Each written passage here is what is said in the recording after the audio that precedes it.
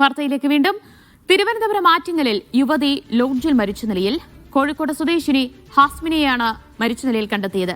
കൊലപാതകമെന്ന് പ്രാഥമിക നിഗമനം. കഴിഞ്ഞ ദിവസമാണ് ആൺ സുഹൃത്തിനൊപ്പം ലോഡ്ജിലെത്തി മുറിയെടുത്തത്.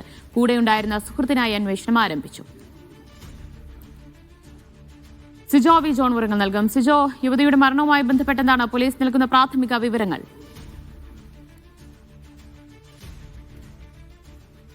ആസ്മിനയുടെ മരണം കൊലപാതകമാണോ എന്നൊരു സംശയമാണ് ഇപ്പോൾ പോലീസിനുള്ളത്.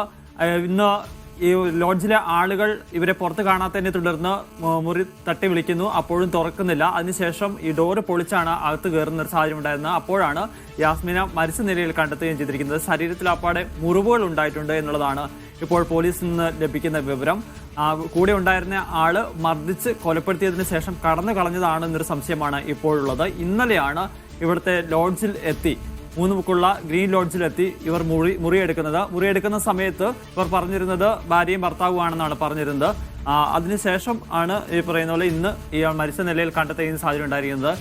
ഇന്നലെ മുറിയെടുത്തതിന് ശേഷം ഇന്ന് കൂടെ ഉണ്ടായിരുന്ന ആൾ അവിടുന്ന് കടന്നു കളയുകയും ചെയ്തിരുന്നു. കായംകുളം സ്വദേശിയായിട്ടുള്ള ഒരാളാണ് ഇവരുടെ കൂടെ ഉണ്ടായിരുന്നെന്നുള്ളതാണ് പോലീസിന് ലഭിച്ചിരിക്കുന്ന വിവരം.